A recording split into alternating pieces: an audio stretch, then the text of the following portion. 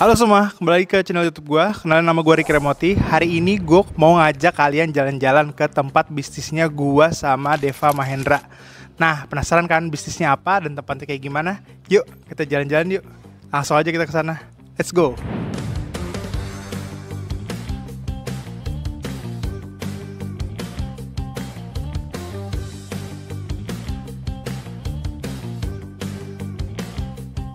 Nah, kita udah sampai nih ke tempat bisnisnya bareng gua sama Deva. Apa nih, Dev, bisnis kita, Dev? Desimal Badminton Arena. Jadi ya beginilah, ini parkirannya, ini tempatnya.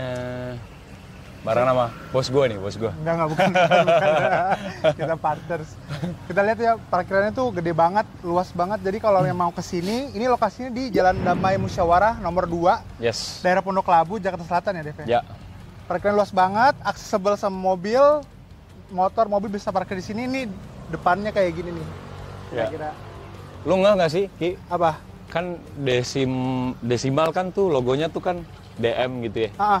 Kita nama jalannya DM juga, Damai Musyawarah. Oh iya ya? Ya kan? Bisa Jadi, pas gitu, emang rencana lo apa gimana sih? nggak ada. Oh nggak ada? Nggak ada sama sekali. Gue tuh baru nggak karena selama ini di kepala gue, tempat ini tuh masuknya di Marga Satwa.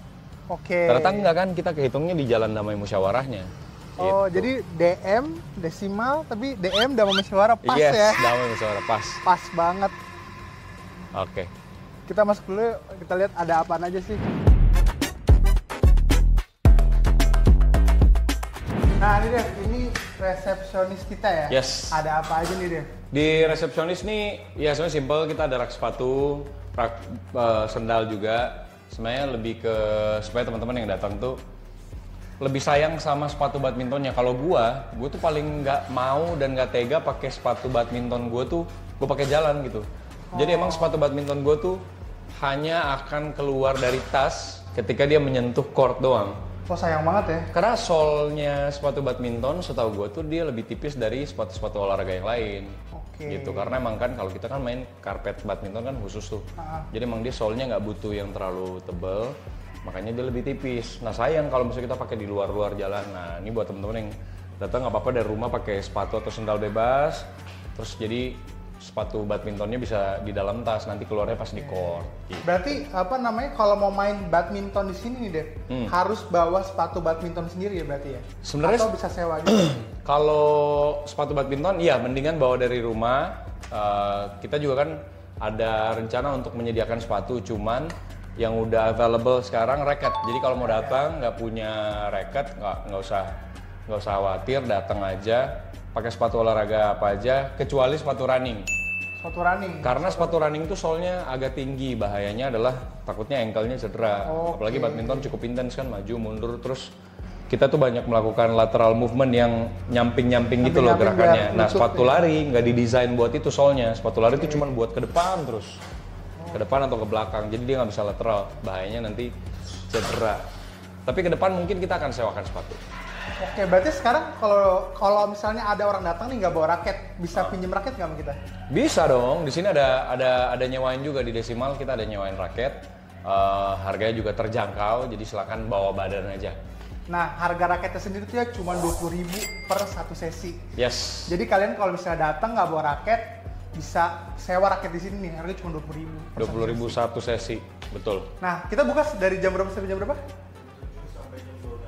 Jam 7 sampai jam 12 malam. Ya. Sampai jam 12 malam kita buka ya? Sampai jam 12 malam. Setiap hari? Setiap hari. Nah, jadi kalau kalian mau main badminton nih, jam 7 sampai jam 12 malam bisa main di sini nih.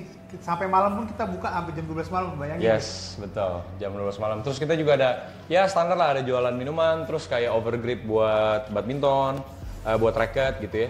Terus kita juga ada kok, ada handuk, ya gitu-gitulah, kebutuhan-kebutuhan atau aksesoris-aksesoris yang terkait dengan badminton.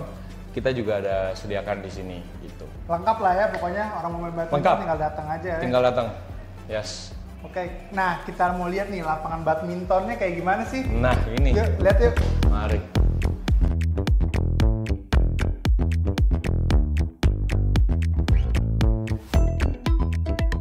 Lagi mainnya ini berarti customer, mereka lagi main di jam 12. Wah. Hari Minggu sih ya. Hari Minggu. Hari Minggu. pada main. Ini jam 12 siang tapi rasanya nggak panas-panas banget ya, Dev? Iya. Arenanya. Makanya gue kadang-kadang suka bingung kalau misalnya orang datang ke court badminton terus mereka komplain, tempatnya panas, hangat. Justru idealnya tempat badminton tuh hangat. Kenapa? Karena badminton tuh kan olahraga yang cukup intens. Iya. Kalau kita main tuh, misalnya kita pantau pakai smartwatch, heartbeatnya tuh bisa di 150, 160. Kalau ketemu lawan yang jago banget, kita dibikin lari-lari bisa sampai 170-an. Jadi suhu yang hangat ini nih ngebantu kita juga ketika kita udah mulai warm up gitu. Dan apalagi misalnya di jeda antar game itu, pas kita nunggu, biar badannya nggak dingin banget gitu. Karena begitu kita main intens banget kan. Jadi ketika kita rehat, udah sebisa panas mungkin, badannya ya? Gitu ya? sebisa mungkin juga nggak terlalu dingin lah badannya gitu. Nah, kita ada berapa lapangan nih, Dev, total? Di sini kita ada 5 lapangan, kita ada 5 court. Kita hitungnya dari sini tuh court 1 dari pintu masuk. Court 1, 1, 2, 3, 4, 5. Iya, ada 5 court total.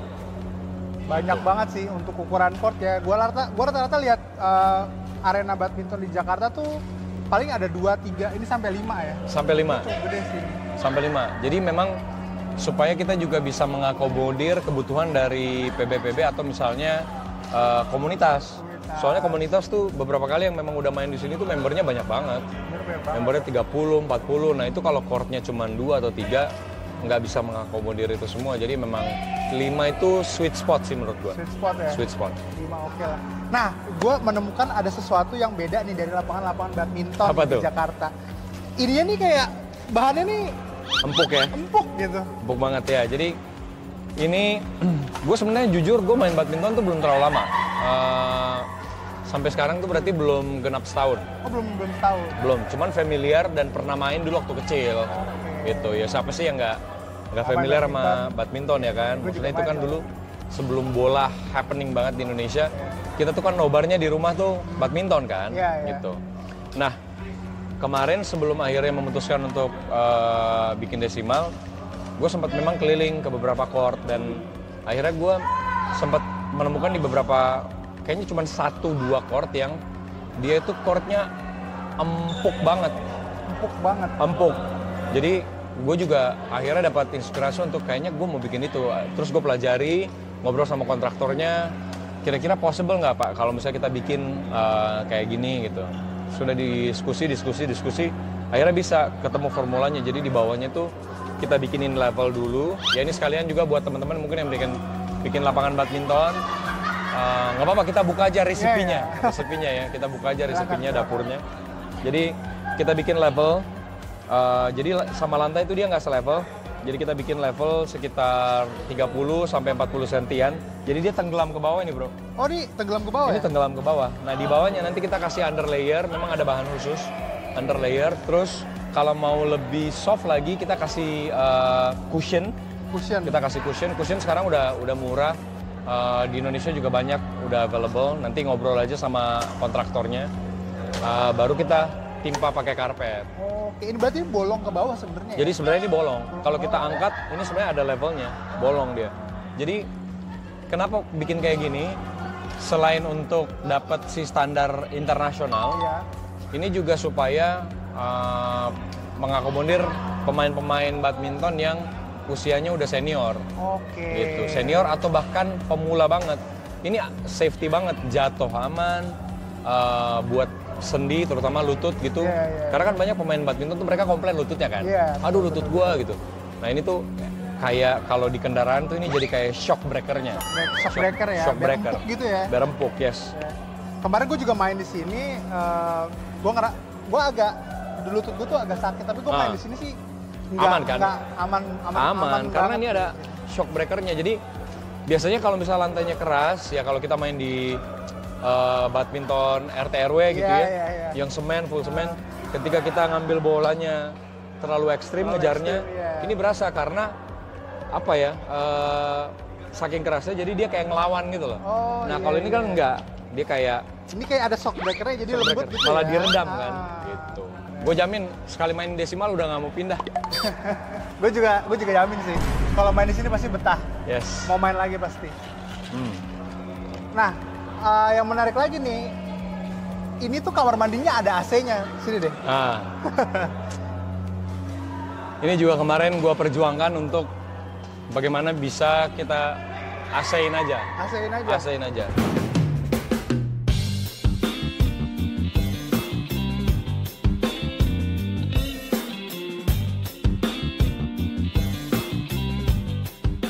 Kita kasih AC. Ada AC-nya. Terus kita ada shower ya. Ada shower juga di sini. Kita ada area shower. Terus ya ini satu toilet lah gitu. Jadi ini area shower, ini toilet.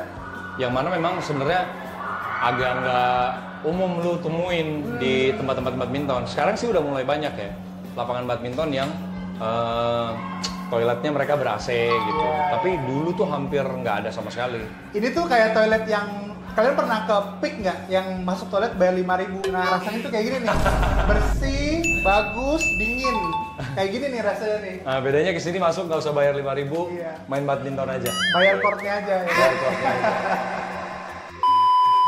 Nah Dev, mau tanya lagi deh. Ya. Berapa sih harga sewa 1 jam di sini? 1 jam di sini kita tuh sebenarnya kalau secara price kita ada adjustment di setiap bulan tergantung dengan promonya gitu. Jadi kita emang coba untuk bikin apa ya promo tiap bulan yang berbeda-beda. Kalau di bulan ini kita bikinnya tuh sebenarnya harga desimal tuh ada 3 harga guys. Jadi harga tuh. Sekarang bulan Juli ya berarti. Ya bulan Juli. Bulan Juli itu kita di jam 11 sampai jam 4 sore itu kita harganya di 59.000. 59.000 murah banget tuh. Dari jam 4 sampai jam 8 malam itu kita di harga di 125.000. 125.000. Dari jam 9 sampai jam 12 malam 99.000. Oh, ada 3 harga nih. Ada 3 harga. Kalau kalian mau main kesini, kalau kalian mau main siang atau sampai agak kesel sedikit itu ada 59.000 ya, murah banget sih 1 jamnya. Yes, tapi Terus, memang ini berubah-ubah ya. Berubah-berubah ya. Nanti tergantung bulannya. Nanti mungkin kalau Agustus dalam rangka kemerdekaan mungkin beda lagi promonya gitu. Beda lagi promonya. Bisa jadi lebih murah. Oke. Nah, kalau mau main di sini nih, harus punya aplikasi atau bisa langsung booking langsung nggak ke sini? Jadi kita kerjasama sama salah satu aplikasi namanya Ayo. Buat teman-teman yang udah main badminton atau mungkin olahraga lain kan itu dia juga ada futsal. Nah itu bisa langsung booking di Ayo. Jadi untuk cek availability dari si courtnya bisa buka Ayo, klik aja tanggal berapa, terus nanti bisa dilihat jam-jamnya. Apakah sudah penuh atau ada yang available. Nah, gitu. aplikasi Ayo nih, gue udah coba buka. Itu tuh dia ada lengkap tuh, ada courtnya, kalian mau court 1, 2, 3, 4, 5, terus jamnya mau jam berapa aja. Ya. Dan itu kelihatan tuh harganya, misalnya jam sekian, dari jam sekian kata Deva tadi, 59.000, itu ada tuh di Ayo potongannya. Dan kalau misalkan harga prime itu ada 125.000 ya? Yes. Itu ada juga di aplikasi Ayo. Nah, kalian tuh tinggal booking aja, download aja, tinggal booking aja di aplikasi Ayo. Nanti tinggal bayar, bisa langsung sini deh main. Yes. Easy. Easy banget sebenarnya sih. Ya. Oh, itu bisa booking sini juga ya? Ya. Itu buat sponsorship. Misal nanti ada yang mau beriklan, bisa banget. Jadi kita bikinin space-nya gitu. Oke, jadi kalau misalkan ada yang mau beriklan atau apa, bisa hubungi nomor di situ tuh. Yes. Murah guys. Murah. Masih murah. Murah. bisa hubungi nomor di situ ya nanti. Yes.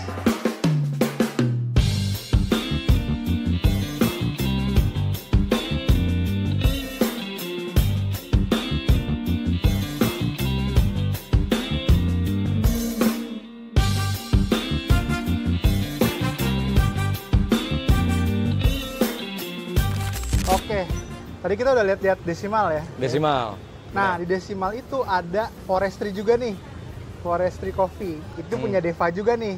Nah, forestry ini sebenarnya salah satu klien gue juga nih. Yang ngurusin legalnya tuh gue lah, langsung forestry. Nah, forestry itu jual nggak cuma minuman aja, tapi jual makanan juga ya, Dev ya? Makanan mulai dari yang paling ringan sampai yang paling berat. Oke. Jadi kalau gue sendiri sini favorit gue tuh Dori Sambal Mata. Dori Sambal Mata. Kalau yang sukanya preferensi lebih ke beef, itu kita ada iga garang asem, kita ada sop buntut. Oke. Gitu. Terus kalau yang mungkin nyari mie dan semacamnya, kita ada ramen juga. Kita ada ramen. Terus apa ya, kalau light bites kita ada cireng bumbu rujak. Terus cirengnya enak banget sih tuh. Cireng. Cirengnya enak Terus banget. ada pisang goreng juga. Kalau yang preferensi lebih ke ayam misalnya, ada chicken pansir. Chicken pansir. Ya itu dia pakai sote vegetables, kayak ada brokolinya lah, ada wortel, terus sama ayam fillet. Oh, menunya banyak banget ya, Dev?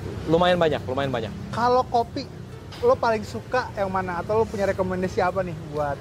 Kalau gua kopi dari dulu sampai sekarang tuh sebenarnya gua paling suka double shot ice shaken. Double shot ice shaken. Cuman buat yang mungkin yang ngerasa kopi susu kurang nendang nih kalau es kopi susu doang. Nah itu go for double shot shaken. Oh, double shot. Itu one of the best. Gua salah satu yang paling gua suka sama es kopi susunya. Es kopi susu. Kalau pengen yang lebih kayak pengen ngopi tapi nggak pengen yang terlalu strong, ya udah es kopi susu aja. Tapi kalau pengen yang agak nendang dikit, double shot shaken. Nah, kalau gua favorit gua sebenarnya dari dulu nih, zaman Forest dibuka, itu gua paling suka es kopi susu gula arennya sama es kopi susu krim. Karena dulu belum ada kan. Yes. Ini Forest itu menurut gua coffee shop pertama yang bikin terobosan ada si es kopi susu pakai krim gitu. Pakai krim. Dan itu kayak jadinya gurih, terus ya manis dan kopi sih. Yes. Tapi memang kalau pecinta kopi pasti sukanya americano gitu-gitu ya. Jadi rasanya ini ya, nggak boring nggak gitu. Boring, nggak ya. boring. Blend. Kalau agak enak sama manisnya, ada gurih dari si krimnya gitu. Betul. Dev, gue lihat nih lu punya forestry, terus lu bikin desimal sekarang. Lu juga pekerjaan main job lu kan as an actor ya? Ya, sebenarnya. Dan menurut gua, Deva Mahendra tuh adalah nama besar di Indonesia. Kalau buat gua ya, amin. aktor besar di Indonesia yang namanya tuh udah ya besar banget deh, dan banyak banget film yang lagi lo garap ya. Iya. Kenapa sih, Dev? Lu kan pasti penghasilan dari aktor tuh besar sekali gue yakin. Kenapa sih lo masih mau buka bisnis? Kalau orang legal yang ngomong, approve, legit. Kenapa buka bisnis ya? Jadi sebenarnya gue kan gue nggak ada background bisnis sama sekali. Jadi emang bener kata lu, gue dari dulu emang di entertainment lah. Dari merintisnya tuh di entertainment dari dulu.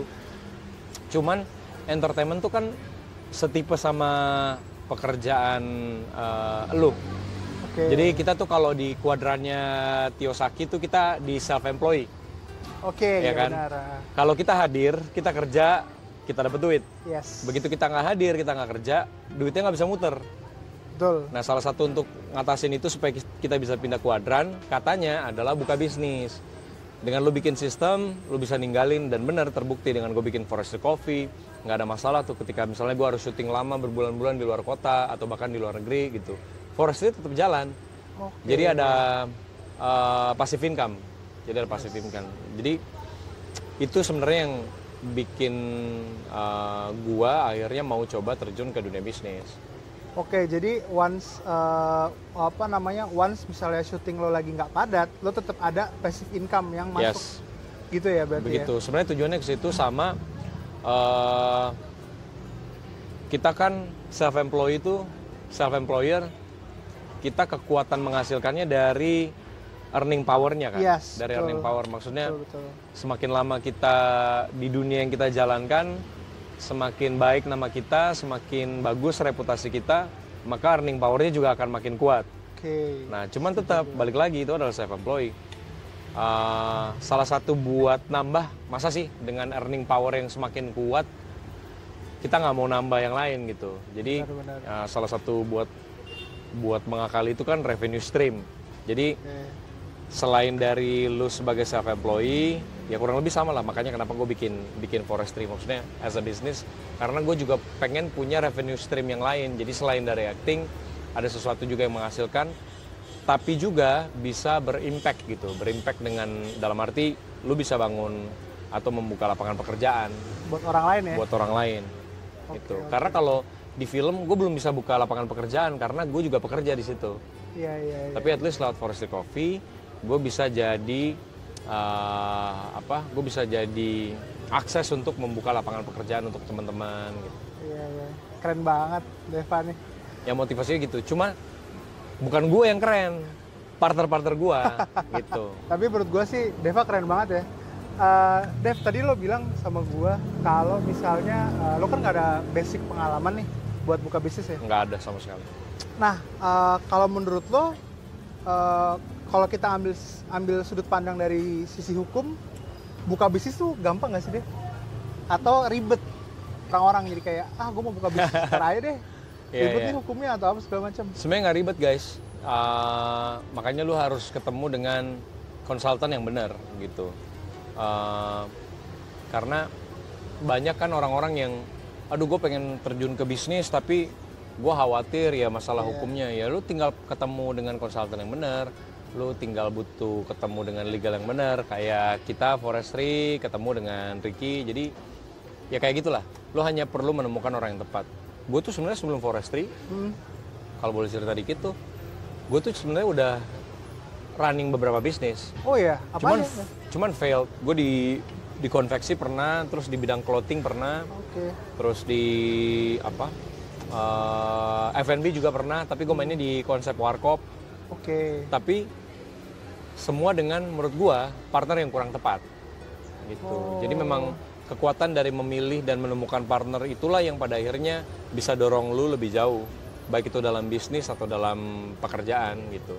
Oke, tuh kalau misalnya kalian mau buka bisnis, kalian tuh harus cari partner yang tepat. Kalau partner yang tepat. Brother gua nih, Deva, dia punya pengalaman nih, bisnisnya fail karena salah satu problemnya adalah partnernya kurang tepat ya. Partner yang kurang tepat. Oke, udah berapa bisnis yang buka terus fail? Banyak. Ya nggak terlalu banyak, 5 lah, 5. Ada 5 sampai 6 bisnis lah yang jalan. Itu semua hanya karena partnernya nggak tepat. Jadi kayak misalnya gue kan kalau di forestry dari kita pertama running forestry, gue tuh bertanggung jawab untuk promo dan marketing. Dengan tanggung jawab gue itu, gue bisa mengerjakan tanpa gue harus ada terus di forestry kan. Gue bisa ngerjain remote, gue bisa bikin konsep promonya dari lokasi syuting, dari tempat gue kerja gitu. Nah artinya gue harus punya partner yang dia willing untuk stay dan jagain forestry setiap hari. Nah yang kayak gitu saling isinya gitu. Kegagalan gue kemarin-kemarin adalah partner-partner gue juga tipe dan cara kerjanya sama kayak gue. Jadi kita lebih banyak nggak di outlet. Jadi nggak ada yang monitor, nggak ada yang ngurus, gitu ya. Bener. Mau lu hire orang pun buat jagain, kalau misalnya tidak ada satu owner yang di situ available terus di situ, agak sulit. Gue setuju sih, karena bagaimanapun kalau lo hire employee, rasa memilikinya tuh nggak kayak owner gitu. Jadi beda. Untuk monitor, untuk cek ini cek itu, memang sense of belongingnya ada dan nggak ada. Sama kayak lu jagain anak orang sama jagain anak sendiri kan pasti feel-nya beda kan. Beda. Jagain anak-anak sama anak-anak, tapi beda gitu. Karena harus grow juga kan. Harus grow juga, benar. Kalau forestry udah berapa lama? Forestry, kalau forestry OG forestry sebenarnya itu dari tahun berapa ya? 2016, 17 ya. Cuman kan mereka konsep pertamanya kan forestry kitchen. Begitu shifting jadi forestry coffee, tadi kan dari Bogor, terus shifting ke forestry coffee, buka pertama kali kita di Jakarta Selatan di daerah Panglima Polim, itu tahun 2018. Gue ingat banget pas Piala Dunia tuh. Pas lagi hype Piala Dunia, kita grand opening forestry coffee di Panglima Polim di bulan-bulan sekitar bulan Agustus ya, kalau nggak salah Juli Agustus. Berarti dari tahun segitu ke sekarang udah berapa tuh? Udah 7 tahun ya? Iya, around itu ya, 7 tahun. 7 tahun. Tapi forestry menurut gue bisnis yang sukses banget sih, cabangnya banyak banget di seluruh Indonesia ya. Lumayan, alhamdulillah. Kita bersyukur karena bisa survive dari pandemi sih. Iya, dari COVID kemarin ya. Banyak teman-teman yang kemarin pas pandemi kan collapse gitu. Kita bersyukur banget bisa ngelewati fase tersulit, dan gue bersyukur punya partner-partner yang hebat, partner-partner yang kuat, sama karyawan-karyawan yang sabar. Iya, gue setuju. Itu apa ya, important part banget sih untuk running the business ya. Terus Dev, kan udah buka forestry. Ya. Sampai lu tiba-tiba mau buka badminton tuh ceritanya gimana sih? Gua kayak tadi gue cerita pas kita di Desimal, gua kan main badminton tuh belum genap setahun sebenarnya harus secara rutin ya. Belum genap setahun. Tapi begitu gua mulai badminton, gue tuh jatuh cinta banget, suka banget. Akhirnya gue coba ingat kenapa ya, alasan apa yang bikin gue suka banget sama olahraga ini. Oh ternyata karena memang kita dari kecil tuh familiar. Gitu, kita udah terbiasa. Badminton tuh bisa dibilang kayak pemersatu bangsa gitu loh. Iya, gue setuju. Di era-era berjayanya, bahkan sekarang juga kan masih kita punya banyak pemain-pemain yang keren-keren gitu, yang juga berprestasi juga sampai sekarang. Ya badminton dengan Indonesia tuh inseparable lah, gitu. Itu sepaket. Gitu. Jadi dan kalau gua hanya menikmati olahraganya dengan rutin bermain doang, gua rasa nggak cukup. Kayaknya gue pengen punya kontribusi. Nah, kontribusi ke ekosistem salah satunya ya dengan lu bikin court, gitu. Lu buka akses ke orang-orang supaya mereka bisa main, dan terbukti ternyata Ki, di Desimal tuh banyak first timer yang main. Iya. Yang sebelumnya mereka tuh pernah main badminton, nggak pernah. Yes. Baru nyobain nih pertama kali di Desimal. Perkara mereka lihat Desimalnya, lalu mereka mau coba olahraganya. Kan jadi menarik. Iya, menarik. Biasanya kan gue pengen badminton, cari lapangannya. Ini nggak, mereka lihat Desimalnya dulu, baru mau coba badminton. Gitu. Jadi menarik. Ya? Artinya kan kita ada kontribusi ke ekosistem. Makanya kenapa gue ajakin lu juga. Terus juga kita kan di sini ada Sabar, karyawan Gutama gitu ya. Gitu. Jadi itu yang bikin penting. Jadi kita bukan suka doang, tapi kita cinta sama olahraganya dan pengen bantu ekosistemnya. Gue setuju sih, karena gue sendiri itu main badminton dari kecil, tapi pas kita udah gede nih, gue jarang banget main badminton. Udah jarang. Hampir nggak pernah. Sama. Dan gue main lagi karena Desimal. Gitu, gue main lagi mulai rutin nih, gue sama istri gue main rutin hampir tiap minggu kali gue main di Desimal juga.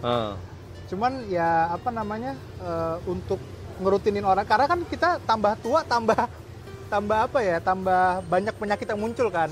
Tambah penyakit muncul, semakin banyak yang dipikirin, semakin banyak yang diurusin. Hal-hal yang dulu bikin kita bahagia waktu kecil tuh kita lupa. Iya gitu. Betul. Nah kita tuh butuh olahraga. Salah satunya menurut gue yang cukup bakar kalori untuk badan kayak gue nih, itu badminton sih. Badminton, ya.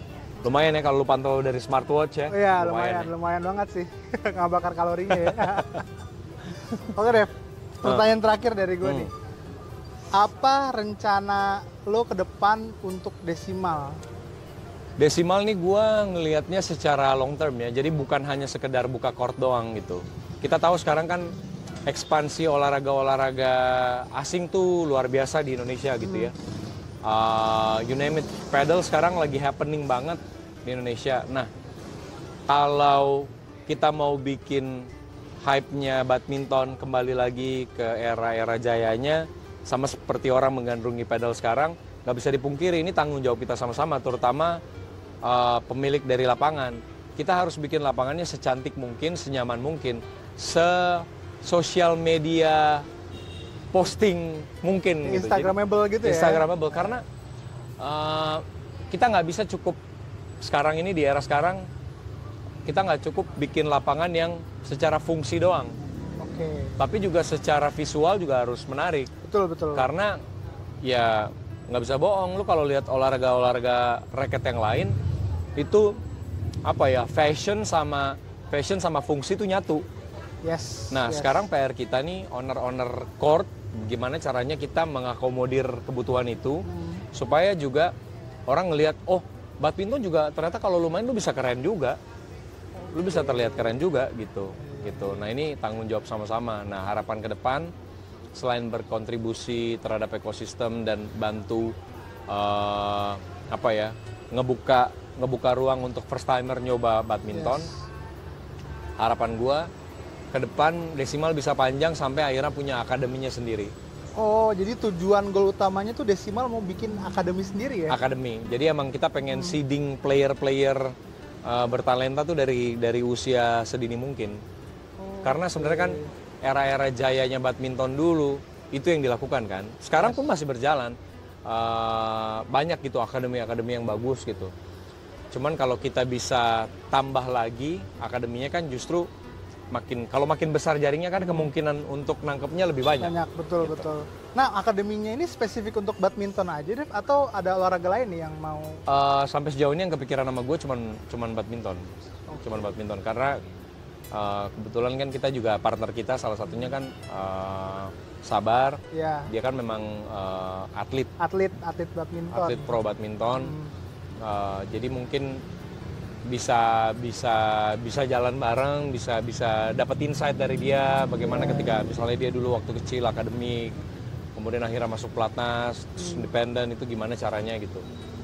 Yang sekarang kebayang ya badminton dulu. Badminton ya. Tapi sekarang kita udah ada coaching ya? Udah ada coach di udah ada coach Desimal. Jadi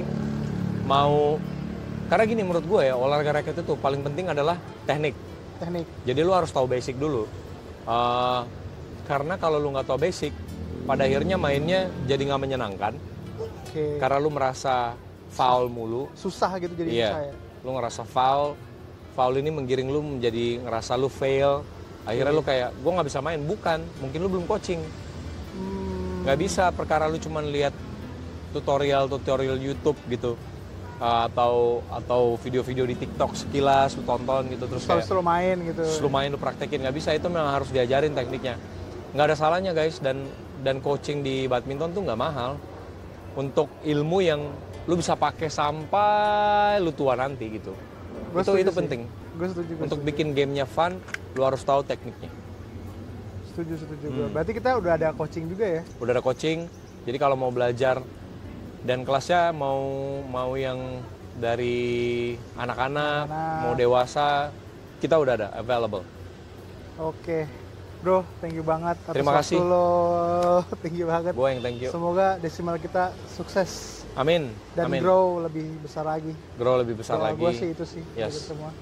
Thank you semua yang udah nonton.